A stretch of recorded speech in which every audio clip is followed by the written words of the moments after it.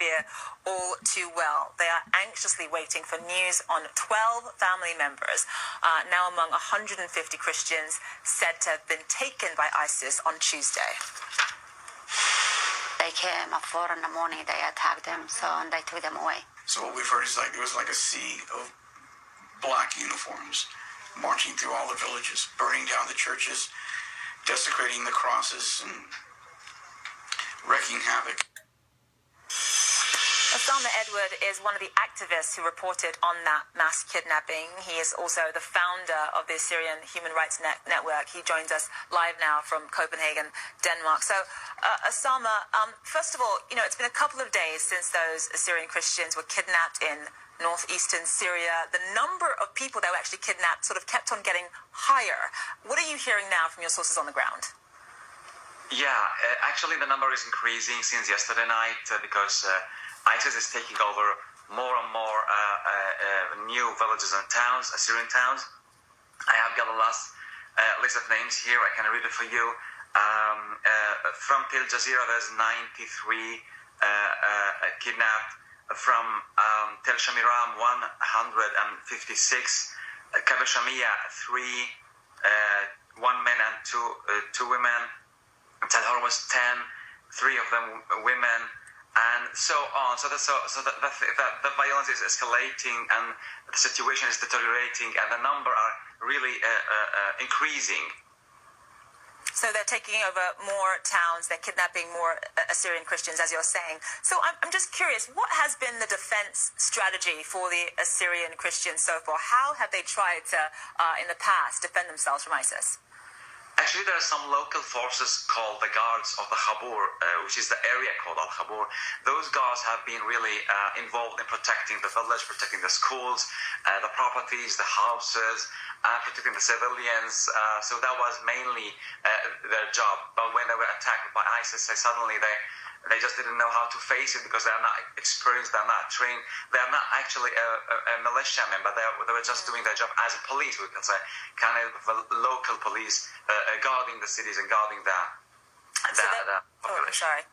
So they're relatively peaceful. I know that some of them were actually working or fighting rather alongside the Syrian Kurds, the YPG. The remaining Assyrian Christians in that region, I understand they fled. I understand that some of them were holed up in a cathedral. What are you hearing about them? Are they safe right now? Yeah, they're safe. The number, again, is increasing. I mean, by ISIS taking in new villages, so the number is increasing more and more. Yesterday night, the number was, the latest numbers we got from the Assyrian Cathedral, St. Mary Cathedral in Hasaka was 1,050 families. So we are talking actually about more than 6,000, at least 5,000 or 6,000 people who are displaced. So they are based basically in 2 churches, in St.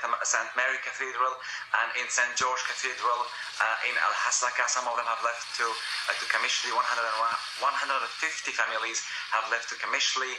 There are also some Assyrian political parties, NGOs, and local groups, relief groups are taking care of them. And I understand that your wife also has some relatives in that area. Were your wife's relatives among the people who had fled and are safe? Or I mean, what are you hearing from them? Are they okay? No, unfortunately, I'm trying my best, to be as professional as possible and objective as possible, and at the same time I'm involved myself in the issue. So my wife belongs to this city which is called Tel Shamiram, and I myself belong to the city which is called Tel Tamer. Both of them are really facing bad times now. Yesterday night we have been told that the ISIS forces were using some speakers, and they were playing Quran all the night yesterday. People could hear that from far away. And actually, yes, when I'm trying to be professional, I'm also feeling sad because the family members are really taken hostages, and we don't know what's going to happen to them. Are they going to face death? Are they going to be released? Nobody knows. Yesterday night we were called that we have been informed that 2 of the hostages have been released, but suddenly everything disappeared because those 2 hostages didn't arrive as it was planned to arrive at time to the cathedral. So there was some hope, but now we don't have any hope left.